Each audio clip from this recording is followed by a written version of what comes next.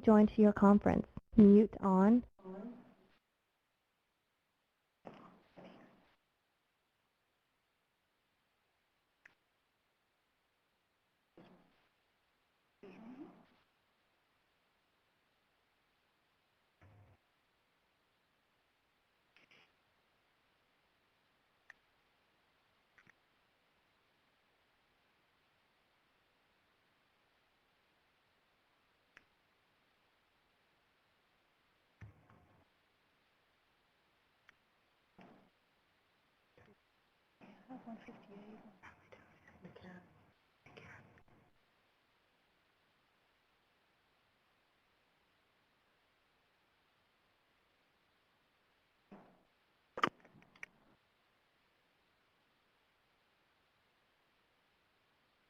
Good afternoon. My name is Jacqueline Cannell, and on behalf of Baxter Travel Media, I would like to welcome everyone to the last of the 2011 Responsible Travel and Tourism Forum webinars. Well, it really feels like yesterday that we did our first session in September. So for those who have taken the time to log on to all the webinars, we thank you. And for those who are joining us today, well, welcome.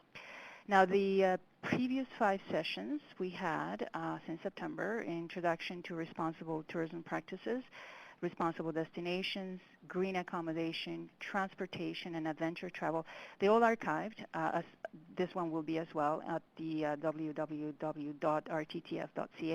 and you can download the recording. And if there's any other presentations you would like to have, we have them in a PDF format, and you just have to send us a note, and we'll be happy to send them to you. Now, today's webinar, Voluntourism. And voluntourism, it definitely is one of the, it's an emerging but increasingly important travel segment. And along with adventure travel, voluntourism was the preferred topic we surveyed last year. So today we bring you 3 speakers who will provide insights into this niche market. Now, we have a really packed session today, so I will not do my usual introduction. I'll let the speakers do their magic. Now, the webinar will be done in 3 parts, plus a Q&A. And the first presentation will be done by Dr. Christine Lamoureux, who is the Director, International Institute of Tourism Studies and Visiting Assistant Professor of Tourism and Hospitality Management School of Business at the George Washington University. And Dr. Lamoureux, lovely last name, by the way, is calling us from Washington, D.C., and she will provide an overall introduction to voluntourism. The next 2 presentations will be our case studies, and we have Heidi Clark. She's the Director of Programs for the Sandals Foundation, and she's calling us from Kingston, Jamaica. And the third presentation will be done by Ursula Lenowich, and she's a Corporate Communication Specialist at Air Canada Vacations, and is calling us from Montreal. So welcome, speakers, and thank you for taking the time to be part of this webinar. Now, as in the past, I will be moderating, and I will try to compile your questions as you post them, and we'll address them at the end of the presentations. Also, please note that if you wish any of these PowerPoints, they will be made available to you at your request. So since we have, so Kristen, please go ahead. Great, thank you so much. Well, welcome everyone. Thank you for being part of this discussion. I'm really looking forward to hearing the case studies, as well as I'm sure you are. Both Heidi and Ursula from Sandals and Air Canada have really great examples that I'm looking forward to hearing. I'm going to give you, what I was asked to do is give you a brief overview of just volunteer tourism. So I'll talk for a few minutes about where we are in volunteer tourism in general. This is an area, as Jacqueline said, I'm a professor at George Washington University in Washington, D.C. I actually did my doctorate in volunteer tourism years ago, and have been working in this area ever since. This is an area of particular interest to me, and I'm in the decade that I've been doing research on this topic, I'm seeing more and more, we're evolving more and more as a group. So let me just dive right into it. I'm often asked, what is volunteer tourism? What is alternative tourism? Why are we talking about volunteer tourism? So I start off by kind of explaining that volunteer tourism is just one niche in a series of niche-type tourisms. I'm sure most of you know that there are many different types of tourism that you can do, and we tend to talk about things like ecotourism and cultural heritage tourism. And volunteer tourism, I believe, falls within the alternative tourism niche, and it just kind of represents a paradigm shift. It's a little bit more focused on benefits to the local destination and more of a strategy for development than kind of our traditional mass tourism. Not that it doesn't fit nicely into the mass tourism model. It's a nice complement to uh, these activities. So travelers generally seek to enrich their own trips and contribute back. And so we have a definition that Stephen Waring, who's a fabulous professor down in Australia, he wrote one of the first kind of seminal books on volunteer tourism, and he came up with this definition in 2004, and he's published since then and kind of revised it. But bottom line, the definition of volunteer tourism in the literature is tourism that kind of allows tourists to volunteer in an organized way. And I think if we look at this definition, we need to kind of take out of it the words tourism, tourist, and volunteer, because it really is both of those things. We're not talking about Peace Corps or other organizations that are going and spending 2 years, sending volunteers in for 2 years. We're talking about tourists incorporating volunteering into their travel experience. So we don't have just one way to do that. And I think we often see in the media the term volunteer tourism, and we think, or voluntourism, and we think that that is going to a destination and helping to build a house or paint a church, and that's kind of where it stops. But really, under the umbrella of volunteer tourism, there's a lot of different things. And so I listed just some of the major ways that tourists give back now. Our friends at the Center for Responsible Travel, CREST, do a lot of work around around travelers philanthropy, which is basically giving money or goods. So you're a tourist, you go to a destination, you kind of get enamored with the place, and you want to help. So you go back and raise money, or you want to give money right there and then. So that's kind of what we think about travelers philanthropy. It doesn't necessarily mean you're giving your time, but you're giving money or goods back to the place that you're visiting. Another activity is facilitated traveler community interaction. And this is not necessarily volunteering, but it's experiential tourism that kind of gets you closer to the tourist, as a tourist to the place that you're visiting. And so a great example of this might be a women's to women's safari in Kenya, where tourists sit with local women, local tourists from abroad, women sit with local women, and they just kind of talk about their lives. They're not, maybe they sit around a campfire and make bracelets together or necklaces or talk about beadwork, but it's not necessarily volunteering, but it is a cultural interaction. In-kind support, where businesses provide in-kind support, marketing. I think we're going to hear about some of that with our case studies, marketing advice, IT. We have lots of companies, IBM, HP, that send tech support folks out for a few weeks at a time to give back to populations that they may be working in, or they may be seeking to kind of enter that market. And then clearly volunteering. Within volunteering, we have three kind of subcomponents. We have volunteer tourism, which is going to a place to incorporate, and I think it's what we typically think about, going to a place on a vacation and incorporating volunteer activities, either a little bit or a lot. It's kind of like a spectrum, you have a little bit of volunteering and a lot of tourism, or a little bit of tourism and a lot of volunteering. It really depends on the taste of the person, of the tourist. Within that, there's skilled and non-skilled volunteers. Your non-skilled volunteers are any one of us that go to do an activity that we're not necessarily trained to do, or it's not something we do on a day-to-day basis. I know how to paint a wall, but it's not my job. I'm an unskilled volunteer if I were to go in and paint a school, right? There's clearly people better than me that can do that, right? But if so that's kind of the unskilled volunteers, and there's a lot of demand for that. And then you have your skilled volunteers. This is your doctors that go in, Doctors Without Borders, and Rotary International does a lot of work with doctors and dentists and nurses, plastic surgeons, where they're going in to volunteer as part of their vacation, but they have a specific skill that they'll be employing. Um, and this type of skilled volunteer sometimes is a little bit easier to kind of understand on the part of the local community than your unskilled volunteer. And then alternative fundraising, adventure tourism. This is your rides and your runs. This is like an Oxfam ride where people work hard to raise money to do a ride through Cambodia, a bike ride through Cambodia, and the money that they've raised is going back to the local destinations. And they may stop along the way and volunteer in some of those places, but they're not necessarily just going to volunteer. They're actually going for some kind of adventure activity. So those are kind of the major ways that tourists can give back. I get asked a lot, why do tourists want to do this? And I just compiled from the research that's out there, why do people volunteer and why are we incorporating this into our travel experience? And I think you have the list there. Altruism is certainly one of them, social desirability.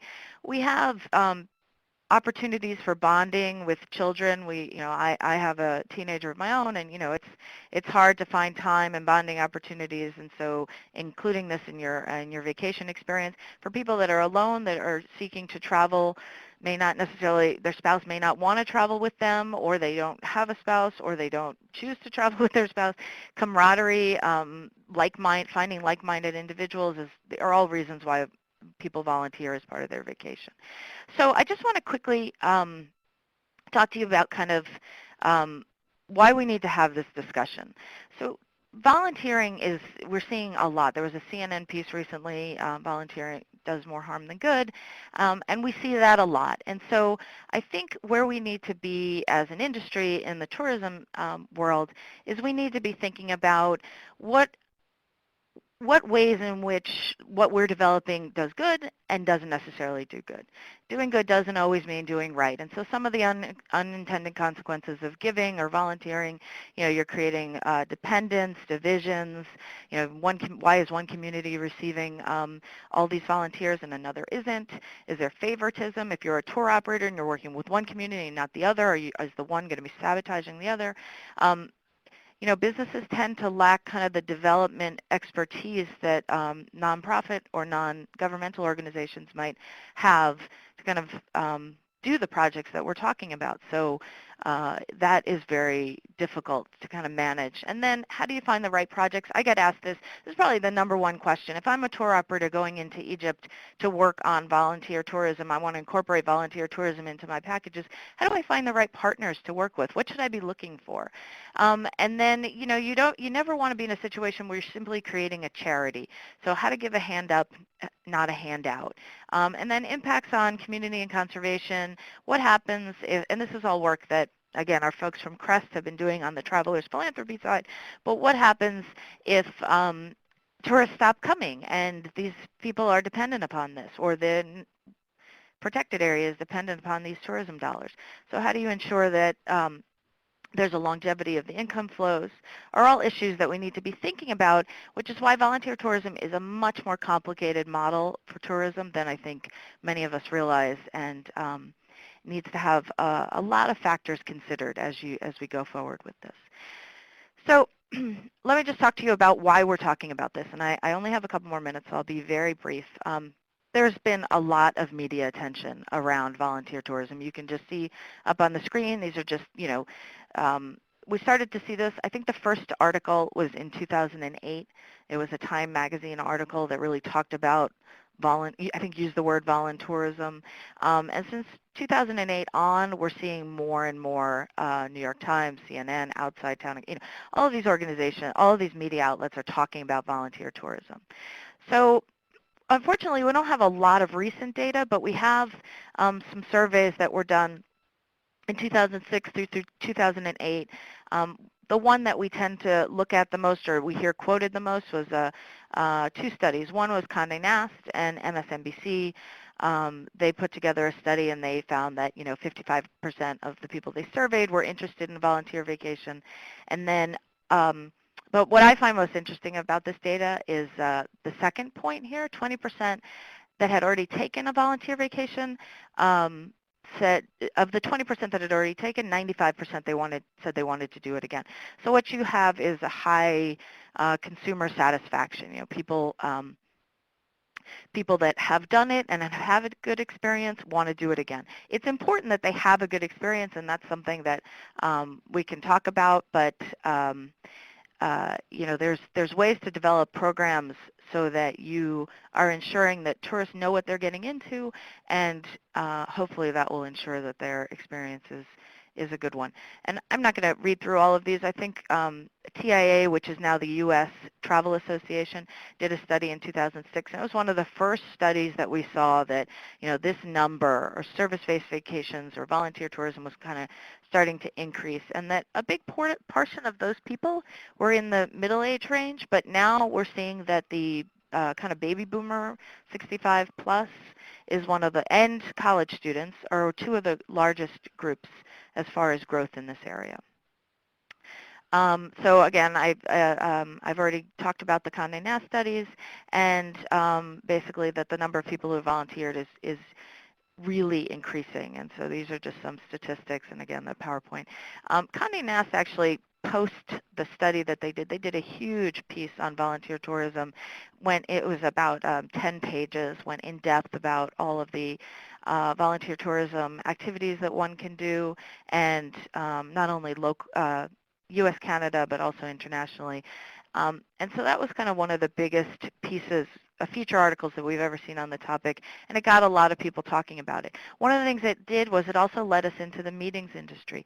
Those of you that have any interest in meetings or conferences or events, we're seeing huge areas for growth in people coming in for a conference and meeting planners needing to coordinate some kind of volunteer activity. Either it's some kind of giving where people bring money or goods, be it the toiletries from their hotel, donating to a local homeless shelter, or spending a half day doing a volunteer activity, a park cleanup, or feeding people at a homeless shelter. And so as you can see from this slide, service projects as part of, so this is Financial and Insurance Meeting Magazine. It's a magazine for folks that plan financial and insurance meetings. They named this is 2009, I believe, they named this activity as one of the next big things for the meetings and conference industry. So if you think about the numbers involved with meetings and conferences, that kind of takes volunteer tourism into a totally different realm as far as a number of people that are doing this. Some colleagues of mine down at University of Florida did a study on 4 meeting planners and found kind of, what we expected. About half of them understood or knew about volunteer tourism, about half planned to incorporate. And they just talked about some of the benefits and issues related to volunteer tourism. It's a challenge, and I speak a lot at meeting I'm not a meeting planner, I'm not an event planner, but I speak a lot at these conferences because this is an up-and-coming topic, and one of the biggest issues around this is risk, and how do you manage risk in these scenarios. So I think I'm about through with my time, but just some more statistics as far as people that are interested in travelers philanthropy, of which volunteer tourism is a part of.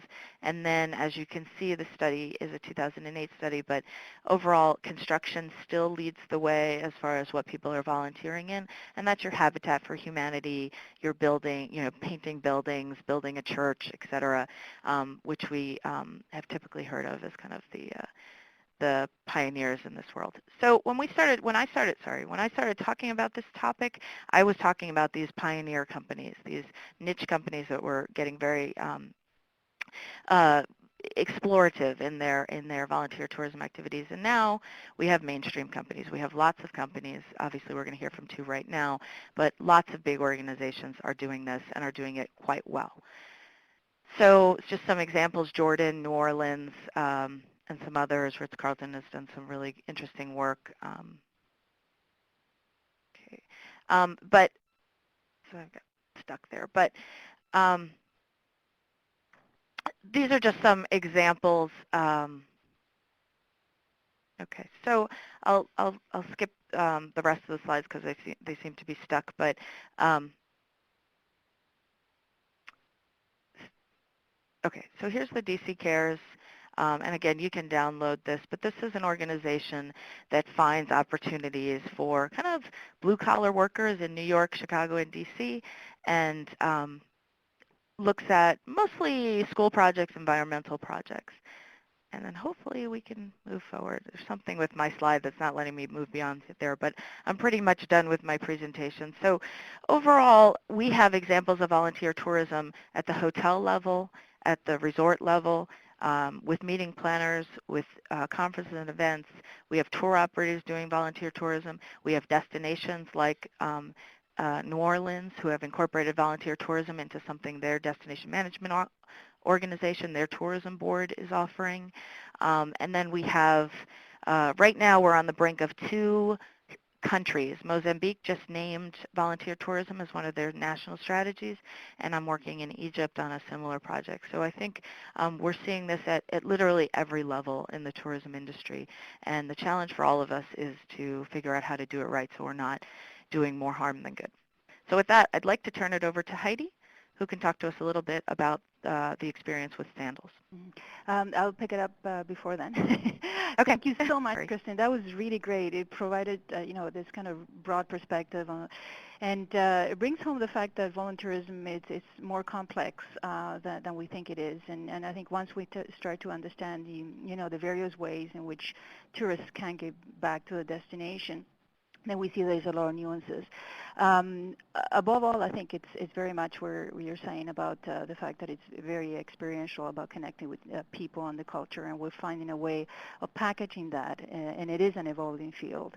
And perhaps in the Q&A, if we have time, we can talk about volunteering standards and guidelines for companies that are looking at doing volunteerism.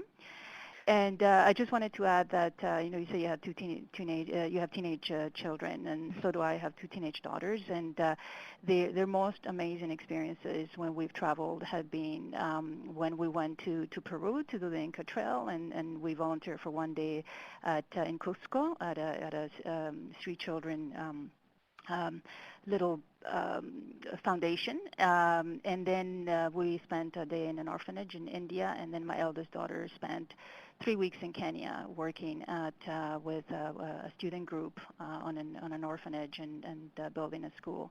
And if we can, you can imagine how that's been highly transformative in terms of the career choices that they're making in the future. So this is an incredible opportunity to combine the exploration of a country as a tourist, but also feeling very much that you leave it knowing a little bit more inside your heart, if you will, and that can make a really big difference in understanding the full spectrum of the human condition, of which, in fact, tourism becomes an enable to this newfound knowledge.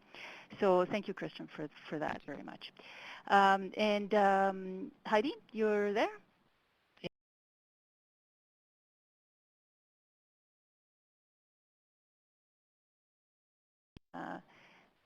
You can give it a little test and see, make sure that you can move the slides forward. And Christian was having a bit of a problem moving to the rest of her slides. It looks like you're okay.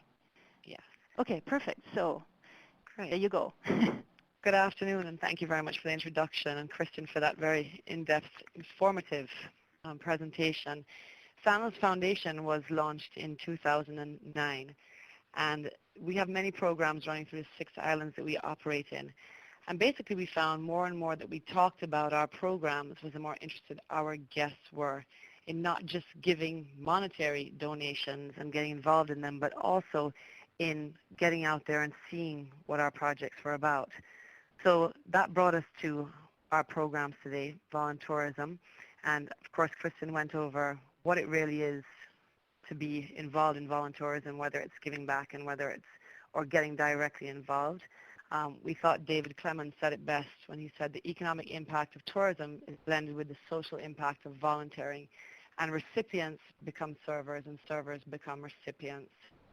So why voluntourism? And Kristen also went into this, but we have found it very beneficial, the cultural immersion, the connection that our guests have made with our team members, and therefore want to learn more about where they're coming from and how they can benefit them. Because of course, we have many social issues here in the Caribbean that need addressing, and our guests feel better about getting involved so that they can understand that. So giving back, seeking camaraderie, and seeking educational bonds, which Kristen all touched on. We looked at this Georgian College study and what type of volunteer work people were interested in, and everything from environmental conservation seemed to be a very big thing, community tourism, which we are now touching on, and I'll get to that in the end, and wildlife and teaching were two of the other big things. We look at three different elements of volunteering. One would be our incentive groups, so team building exercises. We talked about groups coming down here, and we're getting more and more of this where they have conferences, but at the same time they want to make a connection not only with their team in learning more about a country they're at, but with the local communities. So we've been very honored to have groups such as Flight Center, who over the last 3 years from Turks and Caicos to Jamaica have donated over 150,000 Canadian dollars to benefit the islands. And they not only raise these funds as a team effort, but they come and they do half a day's work. So we do everything, such as in Turks and Caicos, from building a basketball court to environmental cleanups. And these are all just a matter of a lot of coordination on the ground. And it is plenty work, but at the same time, you see the benefits coming out of it to the community. Of course, restoring a community, we're doing community tourism in Beeston Spring, which means that we're trying to develop a tour that gets more and more of our guests out there to see what the communities are like. So the Flight Center actually helped contribute to beautifying this community for this program. And then this last year, our Ocherias programs, which were health clinics, school upgrades. And we've had other great groups, Carlson Waglet starting a book drive across Canada and being able to donate 5,000 books into the school system here, and then contribution to our local green school construction. Teams benefiting St. Lucia, we look at foresters, things from playgrounds, everything to landscaping and beautifying schools and building. As you said, construction is a big thing that people are able to get into. And once again, this is non-skilled workers, so you have to have the backup on the ground there to support this effort. So a lot of planning goes into having unskilled workers there, but if it is put in place, it really does. You can see the benefits that come out of it. We then have our skilled programs, which are really fantastic because they're needed services here throughout the Caribbean. And we have the health programs, which are our eye care program and our dental programs. And this is just getting skilled workers who have dedicated their entire vacation. So we're talking about a 3-month period that they've given up from September to the end of November every year. We have the groups coming in, and they go out into the communities and do dental clinics, and over 52,000 persons have benefited from this. And we're talking about people who do not regularly get dental service, or children who are not able to get sealant with a sealant program. So many people benefit, the dental clinics benefit, and these are skilled workers. And as you said, skilled volunteers are a lot more easier to facilitate in that they are there, they're professionals, they know what they're doing. So it's a little less work and more beneficial in some areas, but we'll touch more on the unskilled, which has also been great. Involving our partners and getting our guests involved. So these are not people who are out there for extended period of time, but they want to make a difference. What we noticed with our guests is they wanted to visit our existing programs, but to really benefit the programs that are out there, it wasn't just a matter of saying, come, let's just go and look at it. We wanted to see what was the best way of getting guests and partners involved. So we look at things like fundraisers. Air Canada Vacations has been an amazing sponsor of bringing people down to the islands, such as Rick Ball, who has just left for the second time this last weekend, and we had 250 runners get involved in raising funds for the local island, raising awareness to various things that are needed. And so we found that this has been a great part of voluntourism, that actually as raising funds is one of the most beneficial ways. Getting our guests involved in another area is our Sandals Foundation Corners. And these are in our gift shops at every resort. So when our guests are on property, they learn about our programs, but if they don't want to go out into the community, they can purchase items that are made locally. And these items actually contribute not only to the people who are producing them locally, but also to the programs that we have. So we are very pleased with this. It's done extremely well, and guests are so enthusiastic to get involved. We also have our Buy a Brick program where guests can buy a brick and leave their legacy behind. And then, of course, they want to go and visit the schools because they want to know where they're leaving their legacy. So this brought about our reading road trip, which has been quite successful, and we're very pleased with it. Island Roots, which is the tour company here in Jamaica, has partnered with us because we don't only want to offer this to our guests, we want to be able to offer this to guests across the board. And this is for unskilled volunteers who are going out to the community to donate, maybe 2 or 3 hours of their time. And when we say unskilled, most of our guests can read, and so we feel this is an easy way for them to get involved and to benefit the children who they're working with. Unfortunately, here in the Caribbean, we have very high issues with literacy that we need to address, and we find that our schools being overcrowded, the children don't get one-on-one reading time, and so many of them just get pushed through the system. And having a structured way for our guests to get involved, so they go, there's a program written out, books, material they have to work with. We've worked with the Ministry of Education here, and getting our guests to actually sit with students and work on them with the skills that they're slower at. They're guided the entire time.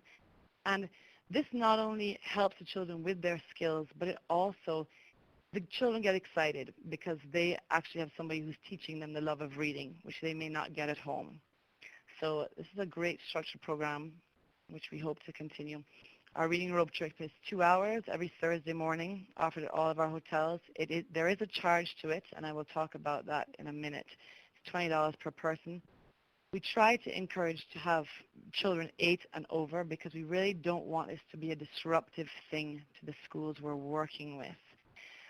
As we said, we want this to be a beneficial thing, and we feel that having children under that age, it doesn't contribute to making the program worthy.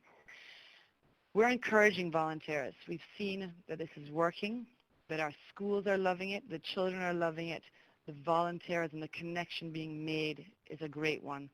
So Sandals has put out to all of our select members that they get 2,000 extra points towards their booking program if they get involved in this reading road trip. And we're thrilled that Sandals has kind of come on board with the foundation to say we're going to encourage more people to get out there and help with these programs that are doing well. Of course, there's other small ways that guests get involved. Pack for a Purpose is a new program we're happy to be involved with now, so that all of our schools' wish lists are featured on their website, so that any guest traveling to one of our destinations can bring supplies that are needed at our school. So the supply donation is always in need, and we're grateful for. Why contribute? And we're talking about paying to go out and volunteer. So our volunteer groups that contribute money, whether they're doing a major project or whether they're going on a reading road trip. We don't want the cost of hosting volunteers to take away from our projects that are on the ground, that are sustainable, that we are making happen. The idea really is to enhance the programs that exist. And we are also getting our team members involved in being out there and learning from both the skilled and non-skilled volunteers so that these programs happen, whether they're here or not. We continue to work on them. So we've seen some of the great benefits, the connections made with the local people, change of perception, and I'll give you an example of this. We had a travel agent that came to Jamaica, and she said she never usually traveled here. She went out on one of our reading road trips and met the children and met the teachers, and she wrote a beautiful article, and she said, I never sold Jamaica until I went on this trip and made this connection, and now it's my #1 destination.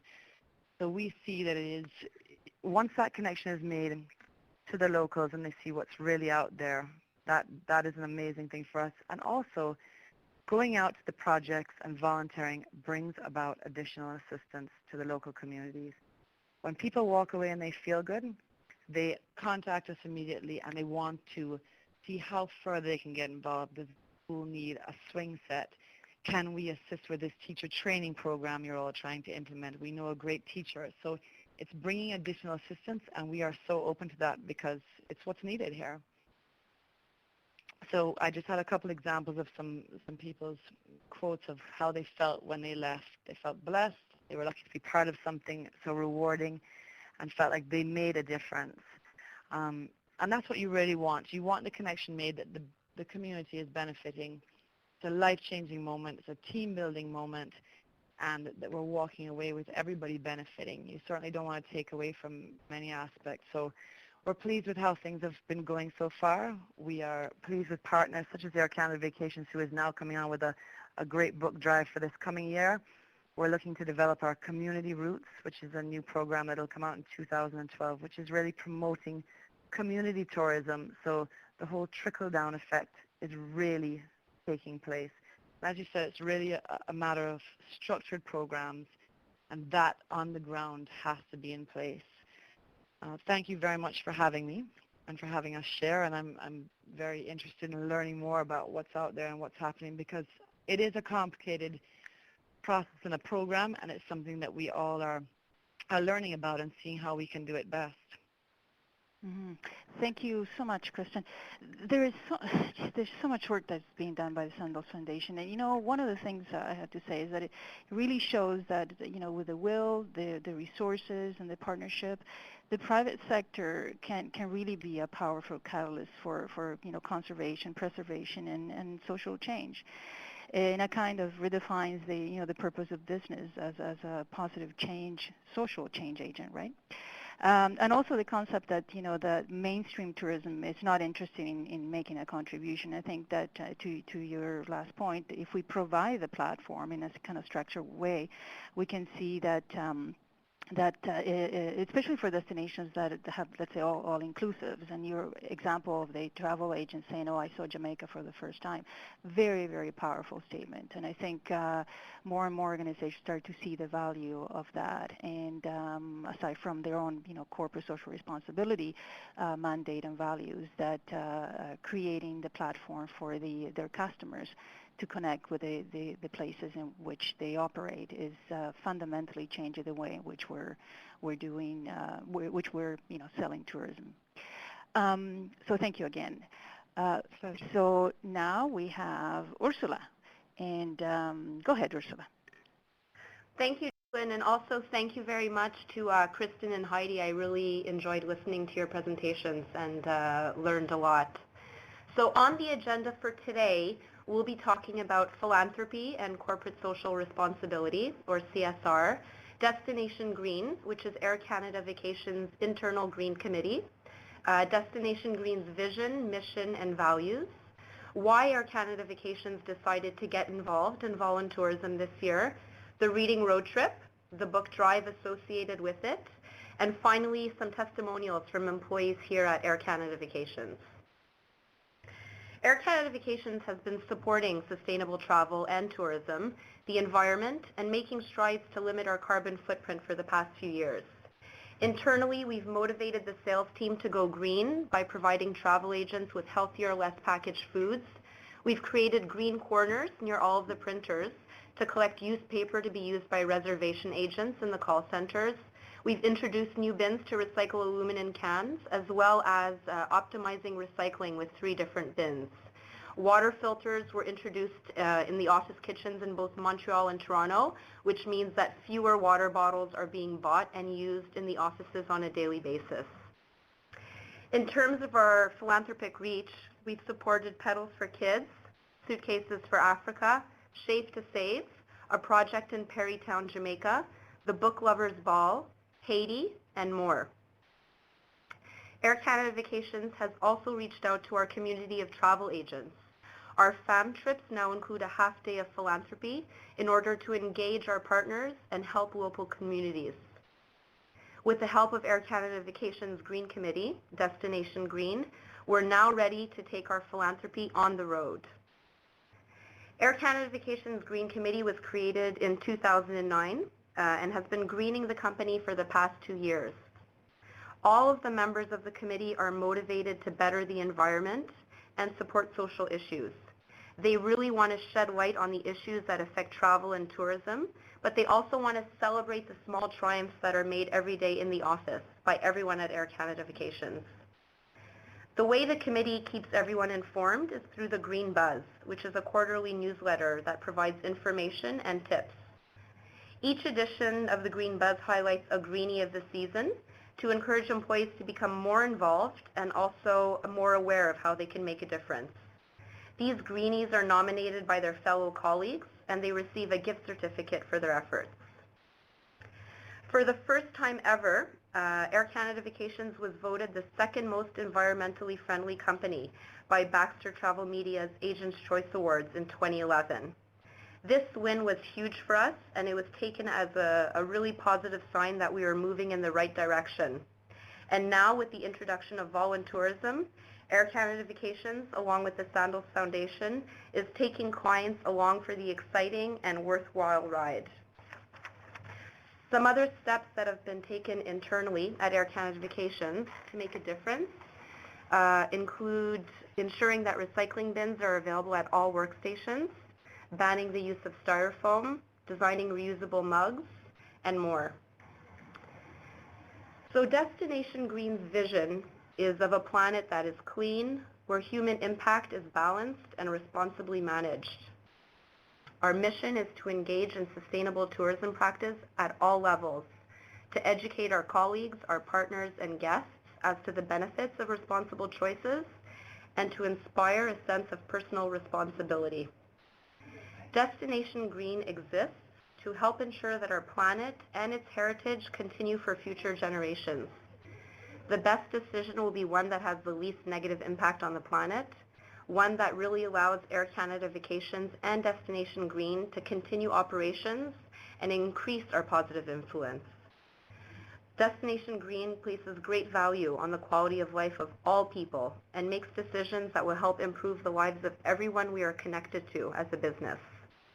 We recognize that we accomplish the most significant change as a community, and the entire community must share ownership of our problems as well as our solutions. So I know we've talked about the definition of voluntourism. I have another one. It's defined as the conscious, seamlessly integrated combination of the voluntary service to a destination, as well as the best traditional elements of travel, such as the arts, culture, geography, history, and recreation in that destination.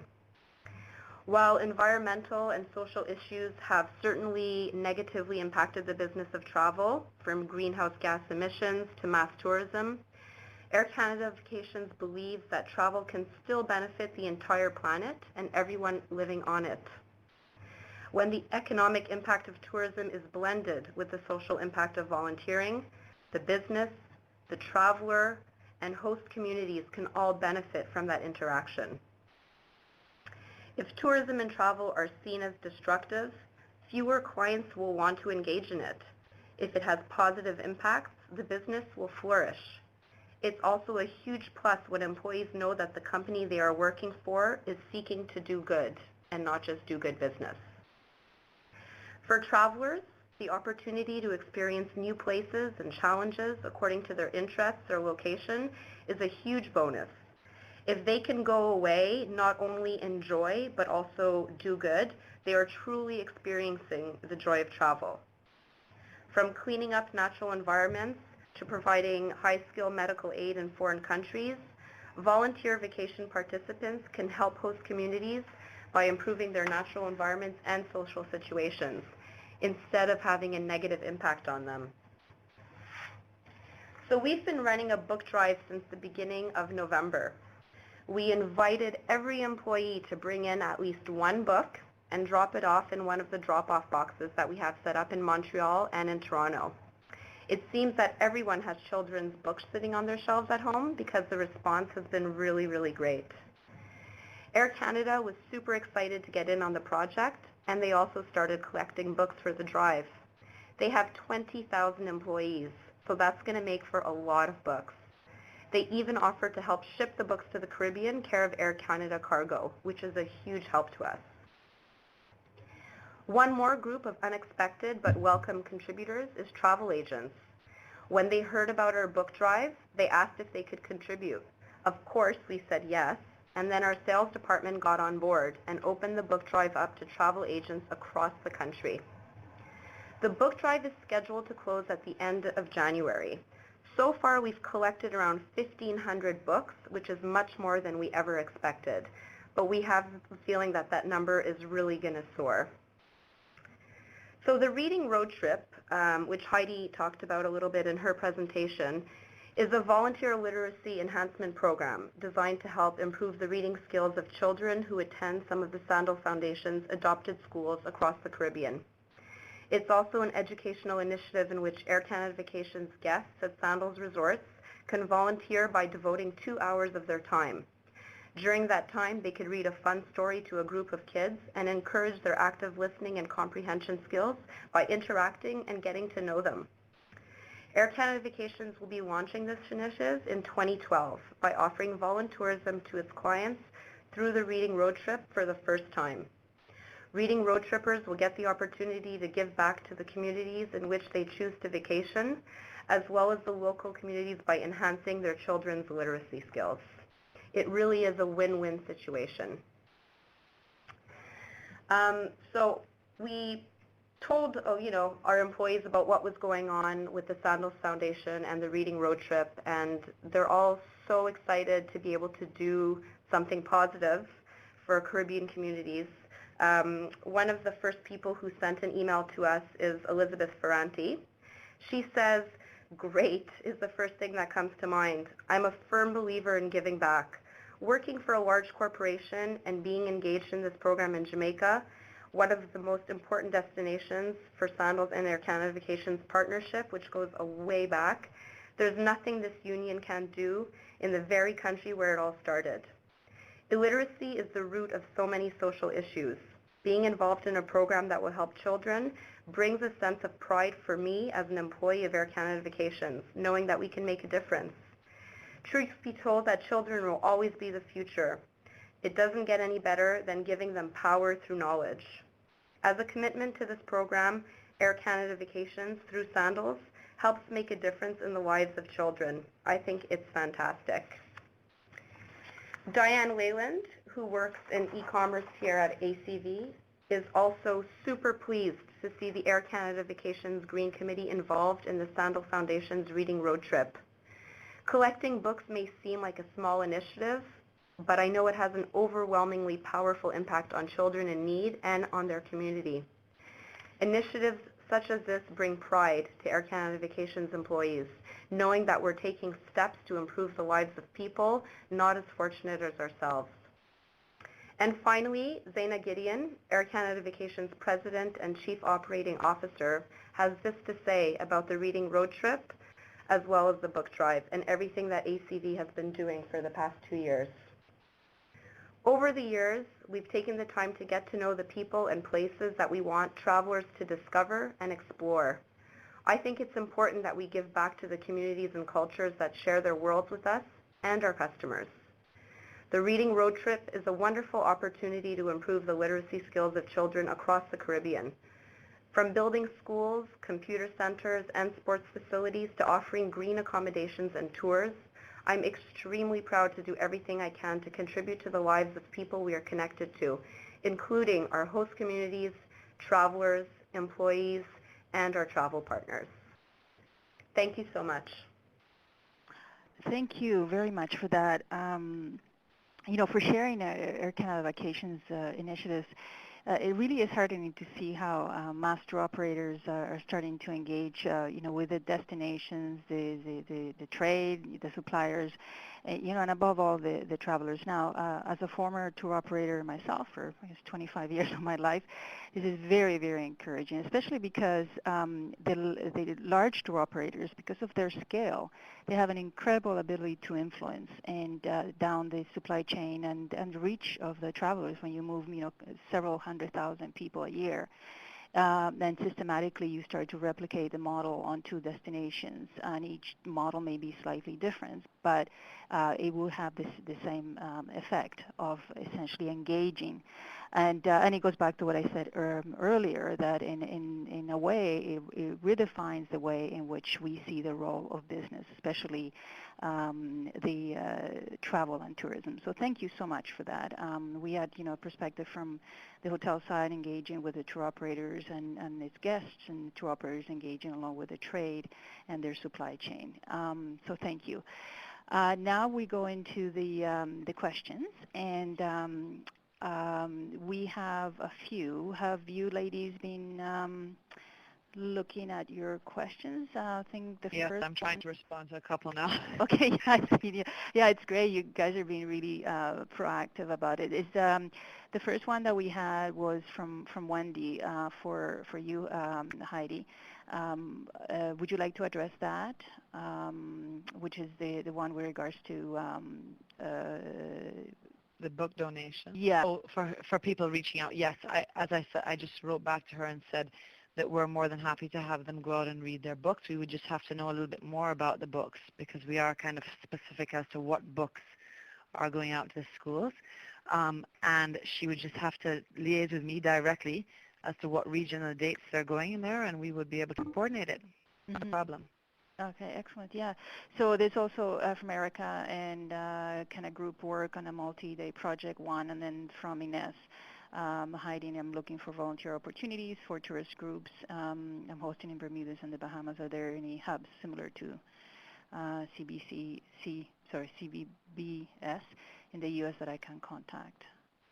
We're very happy to have, groups come in for a day or 2 days, whatever it may be, but we handle each group on a one-on-one basis. So I would need details on each group. That's how they're handled. If they're skilled, unskilled, what region they're going to, how much time they want to dedicate.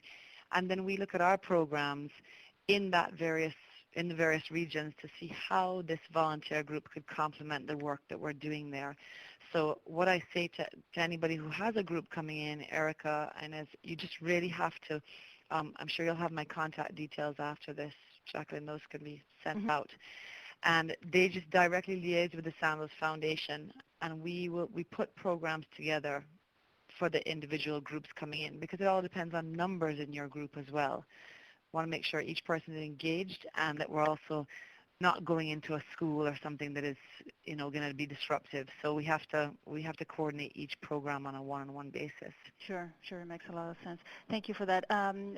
Kristen, from Ines Nelson, there's a question there for you. I've noticed that many of the well-known IVPA organizations do not have programs in Caribbean countries. Do you have any insights as to why this is?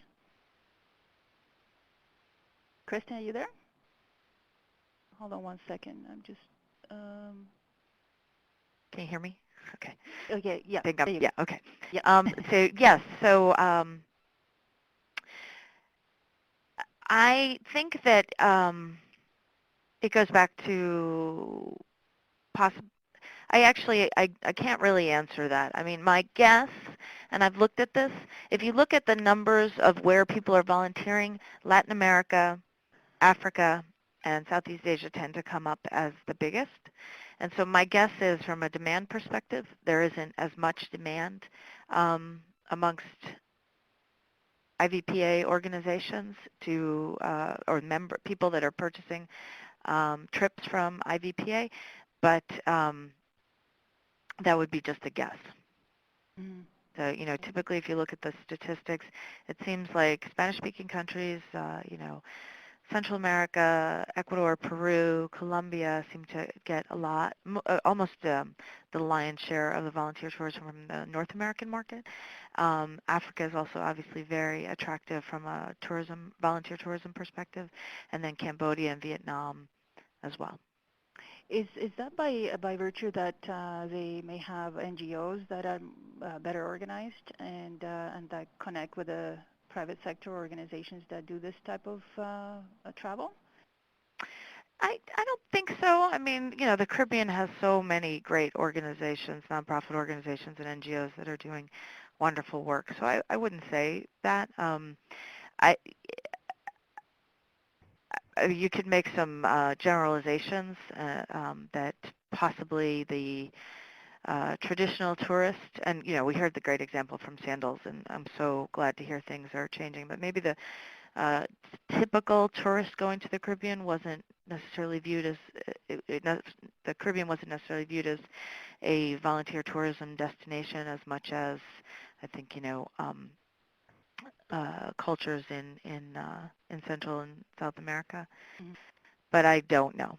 I really don't have an answer to that. Well, that's a research project, right? Yep, that is definitely. I'd love Sandals Foundation. Let's talk about that. Yeah. Because it's and I haven't actually done an analysis of the IVPA members as far. They've made a big shift recently in allowing for-profit organizations as well as nonprofit organizations to be members, and so, or not recently, but in the last few years. So I haven't really looked at where all they're going as far as who's going to what. But my guess is it's somewhere along those lines. It's about demand. Yeah. Because at the end of the day, it's still about kind of, meeting the goals of your mission in which you need, people to do that. And so if there's not a lot of interest, Mhm. actually an organization that has an interesting Caribbean trip, volunteer tourism trip, is the American Hiking Association. They do work in the U.S. They only do environmental conservation programs, and they do trail projects in the U.S. Virgin Islands. And that's one of the kind of oldest volunteer examples I've seen in the Caribbean. But of course, they're a membership organization of folks that are into hiking. So. Well, I think you two should have a chat, and also perhaps getting the Caribbean Tourism Organization involved with. I have been involved with many, for many years on a variety of, of the sustainability conference and so on. And I think that would be, as a research project, would be really interesting, and it would be of interest to tour operators as well, because you could have products designed that could fulfill that role very much like our kind of Vacations is doing.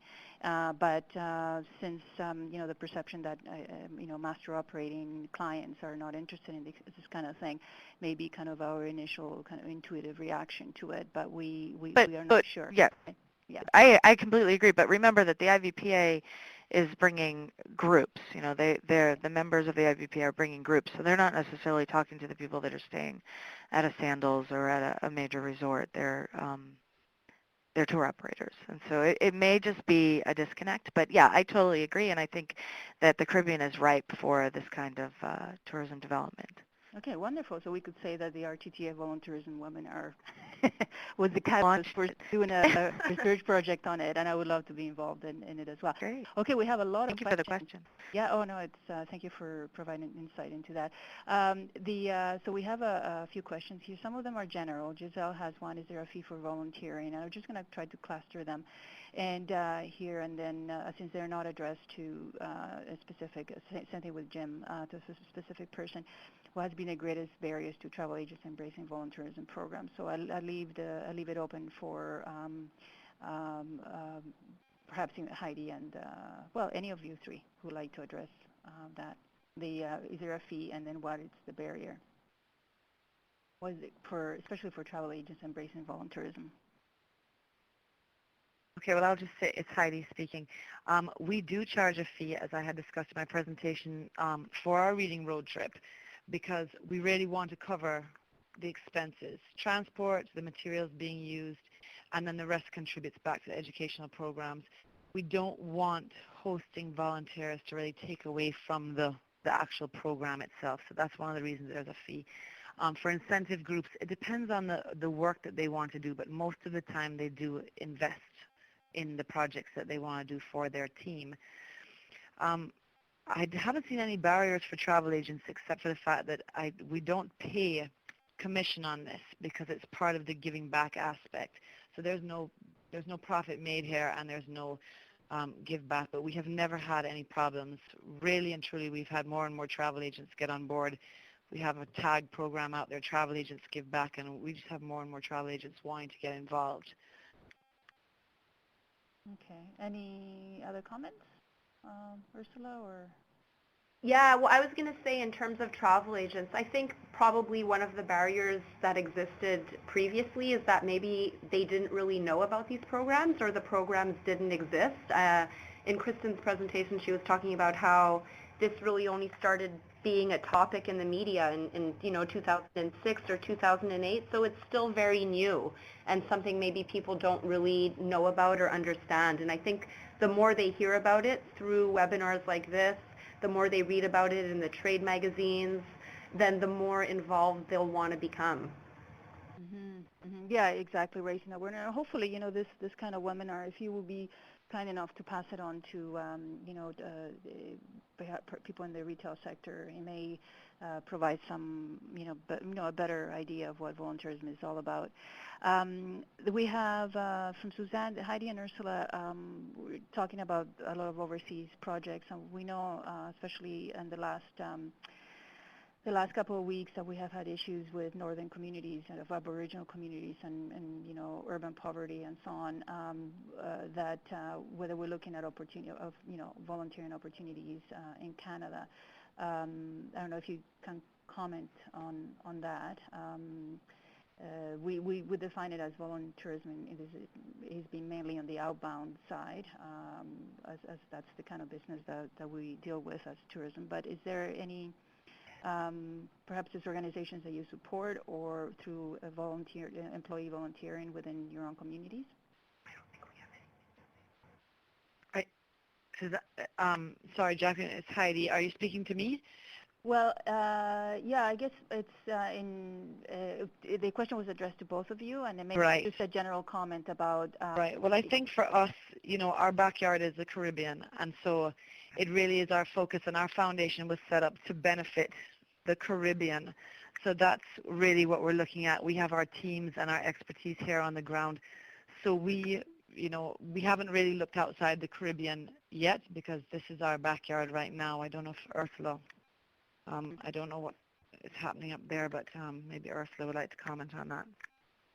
Well, this project for us is sort of a pilot project. It's the first time that we've gotten involved in voluntourism, but certainly over the years in terms of what we've done for philanthropy and corporate social responsibility, we have gotten involved in projects in Canada and in other places. And as time progresses and as this project progresses as well, I think we'll be seeing more and more involvement from us as well as from other tour operators in a multitude of projects around the world.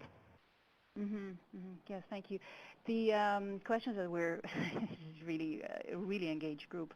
Some of them are about requesting for presentations and so on, so you can review the comments. Jane Rebel, you had a very complimentary comment on how sandals have become an enabler for doing work with children and so on. Heather, Helpwhite, for volunteers opportunities in countries of unrest or where natural disasters occur, do the tour operators have plans in place for volunteer? What safeguards are in place? Does volunteerism impact travel insurance for the individual? So those are questions around, I guess, disaster relief. I'd love to take that question, actually. Yeah. If you don't mind, this is Kristen.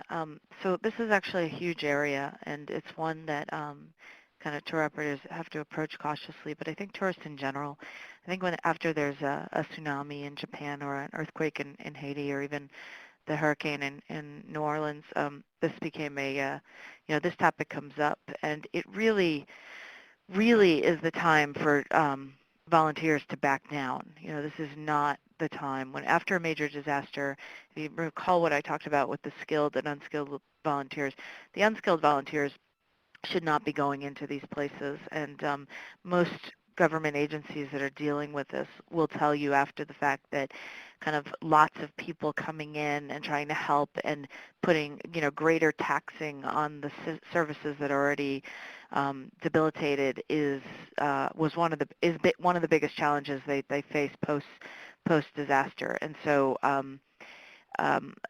anyone involved in this type of activity, it really should be, it's really not a good idea almost across the board unless you have, it's for unskilled workers. Now, skilled volunteers like doctors, et cetera, that's a completely different topic, and it usually is one where some organizing body will put out a call, because these are known. Doctors Without Borders, they know how to get in touch with doctors, or Doctors Without Borders knows how to organize a trip to do something like this in a disaster situation. And so it's they're working in a different realm. After Haiti, after the earthquake in Haiti, there was so much demand. There was actually people wanting to charter entire airplanes to go down, and the government of Haiti finally had to put something out that said, please don't come, but if you're a medical professional, here's a website to go to.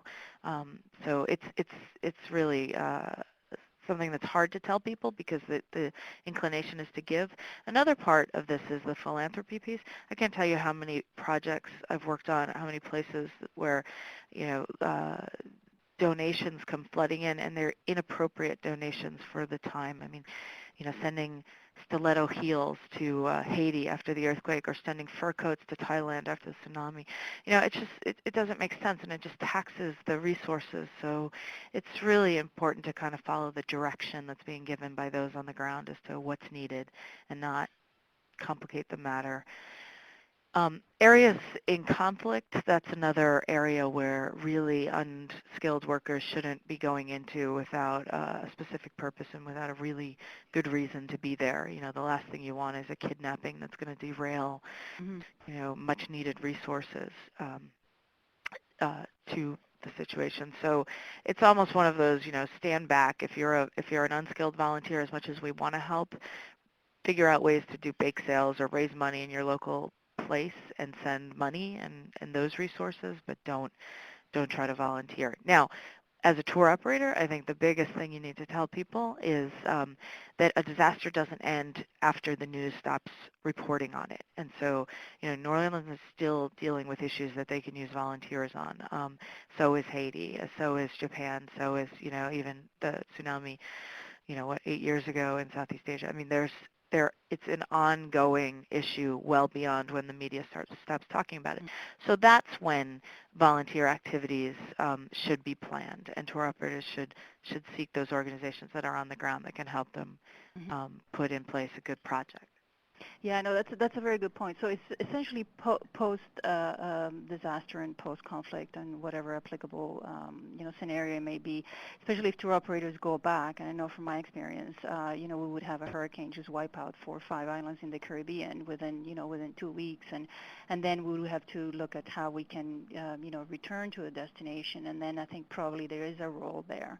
But as Kristen, you're saying, it has to be organized to ensure that that it is well used and there's no risk for the traveler on one side, and then also that the effort is actually being properly applied, and it has good results.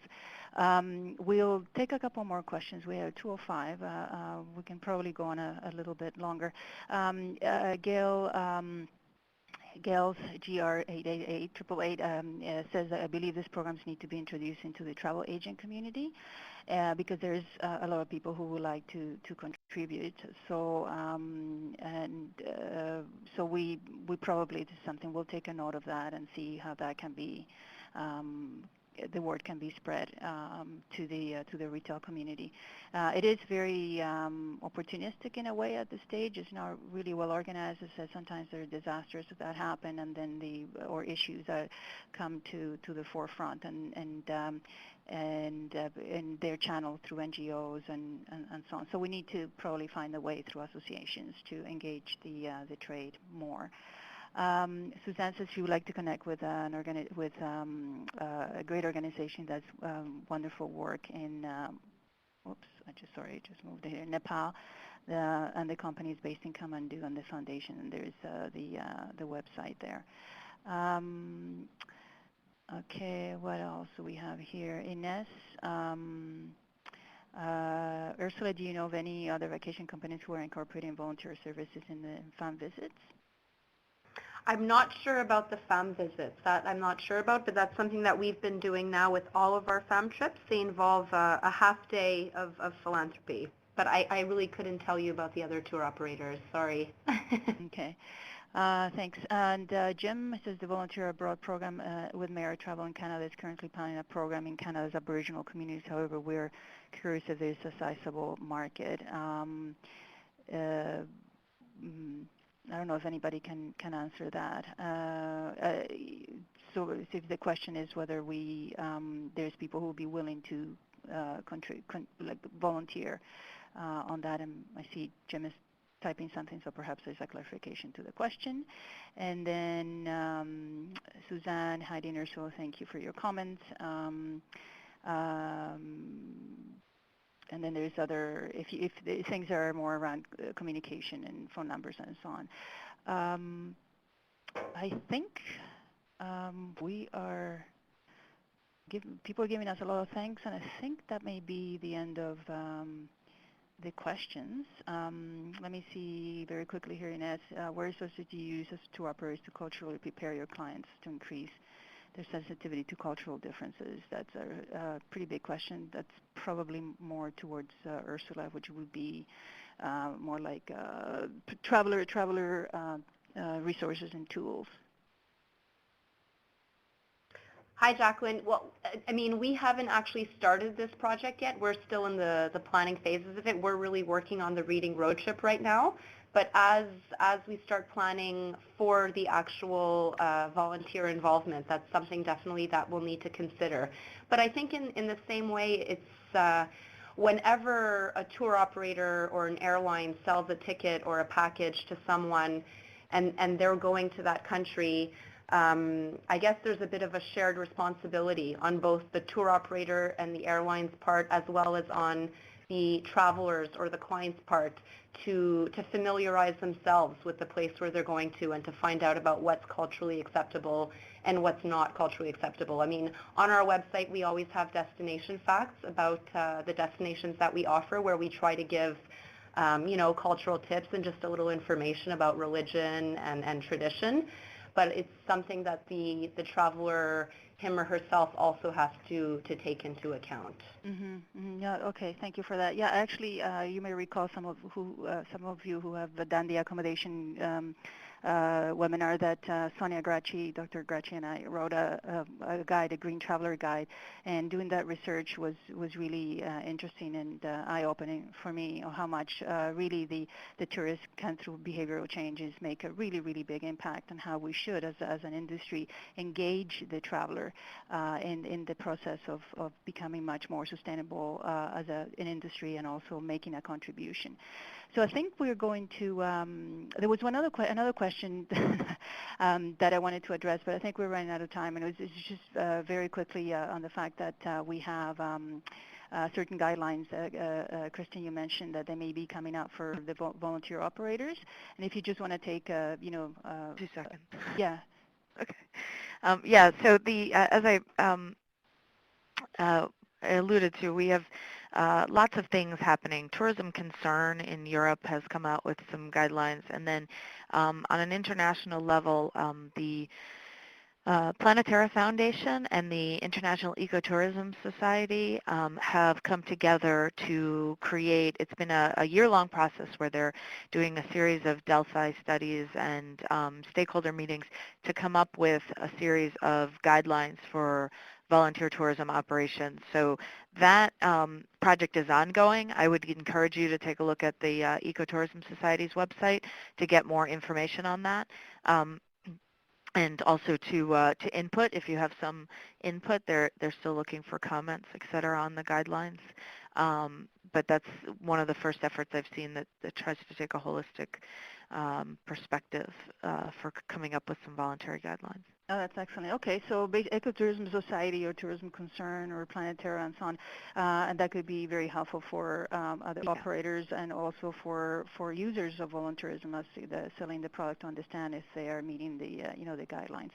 Okay, excellent. So I would like to thank Kristen, Heidi, and Ursula very much for taking the time for your very informative, the very thoughtful presentations as well. And on behalf of Baxter Travel Media, I would also like to thank the session sponsors. We have, Sandals Resorts International and Air Canada Vacations. You know that your ongoing support of RTTF is very appreciated, and we look forward to your participation next year and trying really to try to move the sustainability agenda for tourism forward. Also, a special thanks goes to those who supported us through the 6 webinar series. Again, Sandals, Air Canada Vacations, Air Canada, Delta, eContact, and Ryerson, of course. Please note that I'd really like to thank the participants, right, for their interest. Please tell your friends, relatives, colleagues, anyone, so that we can continue to bring to you the responsible tourism. Now, please note that we will send the final questionnaires, and we highly encourage you to provide input because this will help us design the 2012 webinar series, which we intend to do next fall, around the same time. Please ensure also that you sign for the RTTF newsletter to stay current on news and events on sustainable travel. Also, we have the Leadership Award, and has been extended until the end of next week, December 16th. So please apply or nominate. If you have any suggestions, send us an email. Whoever you think is a leader in responsible tourism. And finally, I would like to say that it has really been a pleasure for me to program RTTF for the last 5 years. I have learned a lot, and also be your presenter and moderator for our first RTTF webinar series. So see you all in 2012. Thank you. Have a good afternoon. Thank you very much. Thank you. Bye. Thank you. Bye. Bye.